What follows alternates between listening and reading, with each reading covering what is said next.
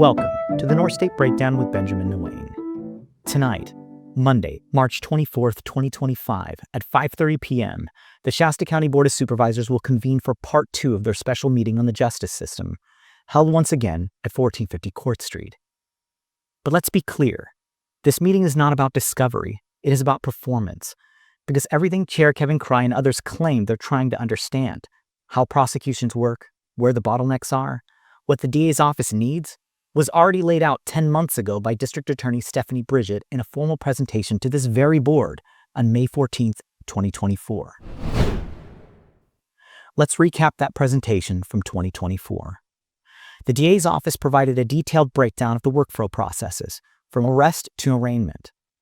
Stephanie Bridget explained how case backlogs are directly linked to staffing shortages, low salaries, and incompatible software systems between law enforcement, the DA's office, and the courts. She detailed the massive influx of over 5,700 cases in 2 weeks after a new system interface launched in late 2022. She warned the board that without funding for staff, retention bonuses, and system upgrades, the justice system would slow down to a crawl. And what did the board do? They responded by cutting $400,000 from the DA's fraud investigation unit earlier this year. Not only that, but in a more recent budget revision, the board also voted to decrease appropriations and revenue by an additional $307,743 in the district attorney's budget. That means both spending authority and expected income, likely from a program or grant, were stripped out entirely. These aren't isolated cuts. They're part of a clear pattern of underfunding at the exact moment the board claims to be investigating why the system is struggling. Yet now, Chair Cry wants to portray this as a fresh inquiry. He promoted tonight's meeting again on his live stream this morning, saying, each speaker will be allocated most likely 2 minutes. If there's 9 or more speakers, we will be going to 2 minutes. If there's less than that, we'll do 3 minutes. But I would assume it will be standing room only, as I know there's even people flying in who are on business trips and they're like in the middle of their trip and they're going to come back for this meeting because they want to be there in person. So I thought that was pretty impactful. That's a pretty big statement. A couple people that have moved away recently, I know, that are coming back for the meeting just because they want to speak for 2 minutes. Let's sit with that for a moment. People flying in from out of town to speak at a meeting about a local justice system operation. What does this tell us? It tells us this meeting is political spectacle, not public policy.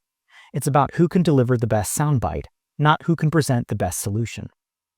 Adding to this atmosphere of performative politics is this statement from Kevin Cry's radio show on March 23rd, where caller Leslie, an employee of Mountaintop Media, called in with what sounded more like scripted prompts than genuine questions.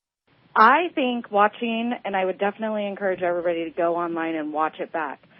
I think watching it became less of an update on where our shortcomings are and more of an ask for money from almost every department across the board. The whole purpose of that meeting was not addressed, and I feel like the people's purpose for that meeting was not addressed. I went in there wanting to know, is it the software issue that you guys have been blaming for 2 years? That's an issue. Can we all get on the same page with the software issue? Is it reporting, to the courthouse and them needing to petition the state for more judges? Is it, somebody's just not doing their job? What is it? Where's the finger pointing? Where's the stuff falling through the cracks? And none of us got those answers. We all got, we need more money, we need more money, we need more money. But Leslie didn't stop there. She attempted to frame which agencies deserve praise and which deserve criticism, stating, the Public Defender's Office, the courts, and Reading Police Department, Shasta Sheriffs, none of them asked for more money. I mean, they had it in their presentation, we could use funding for this, whatever. But they didn't address those as the issues. Now that's not random feedback. That's narrative shaping. And it's worth noting that Supervisor Chris Kellstrom, who was hosting the show alongside Cry, recently attended a fundraiser for Mountaintop Media, the very outlet where Leslie works. Then the 15th, we had a Mountaintop Media fundraiser at Anderson VFW Hall.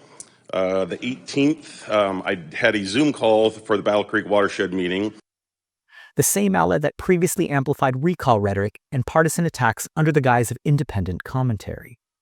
So tonight's meeting isn't occurring in a vacuum. It's occurring within a tightly woven network of political reinforcement, selective outrage, and curated talking points, all backed by media alliances and public grandstanding. One overlooked aspect of this entire discussion is the system upgrade process itself. The DA's May 2024 presentation made it clear that the technological chaos currently hampering operations isn't a result of bad choices. It's the result of state-mandated upgrades and shifting systems between agencies.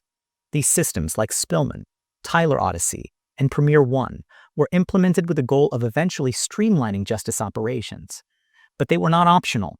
Agencies were forced to adapt, and the growing pains that followed, manual data transfers, lost interfaces, backlogged floods, were all part of that unavoidable transition. Yet this context was either missed or misunderstood by some commentators. Even Leslie, during her March 23rd call, remarked, "The systems don't talk to each other." But it's unclear whether she grasped the significance of the issue or the explanation offered by the DA in May 2024. These were not voluntary decisions by the DA's office or local departments. These growing pains were acknowledged openly and anticipated months ago. The truth, however, is not reflected in the talking points being pushed today. Even more context emerged at the March 18, 2025 meeting, where several members of the Justice Department gave public comment expressing their firsthand experiences with the system's breakdown. Among those who spoke were Deputy District Attorney Nolan Weber, who stated, "But the ratio of cases to attorneys is becoming unsustainable. Around the beginning of this year, the DA's office was down about 40% of their line staff. That means one attorney was doing the work of two people. Most felony prosecutors, and myself included, can detail stories of being in trial after trial after trial for 6, 7, 8 months at a time. I remember I was in trial, 8 trials in the span of 7 months. 8. It grinds you down." Deputy District Attorney Ian Fraser added, "And we want everyone to know with the struggles that we've been going through, and what we're asking for is help and assistance. When prosecutor vacancies are there, they harm the system. They lead to downstream problems, errors, violations." Deputy Public Defender Brittany Warner highlighted, "Being an attorney is not just a 9-to-5 job. It's a profession that demands everything from us. We work long hours, far beyond the standard of 40 hours, without additional compensation. At the same time, the county's general fund had a balance of $139 million at the close of the 2024 fiscal year. This shows that the financial ability exists to grant what we are asking for. We're not requesting anything unreasonable. We're simply asking for the ability to negotiate on equal footing." These statements echoed the DA's earlier warnings and further undercut the notion that tonight's meeting is a revelation. The first part of this special meeting, held on February 27th, already revealed the real problem: overburdened staff, outdated systems, and a county budget that's been used more for grandstanding than governance. If you missed that meeting, you can find the footage online. You'll hear directly from law enforcement, public defenders, court staff, and the DA herself, all saying the same thing. We need resources, not rhetoric. CRY wants to frame this as accountability, but the truth is, the board has been shown the data, given the solutions, and offered the chance to help, yet chooses to hold more meetings and shift more blame. Tonight, the public will be allowed to speak, though, as CRY noted, it'll be limited to 2 or 3 minutes depending on the turnout. That's your voice. Use it. Ask why the board sat on that May 2024 presentation and only now wants to talk solutions. Ask why funding was slashed instead of increased. Ask what this meeting is really meant to achieve. Because justice isn't a performance. It's a process.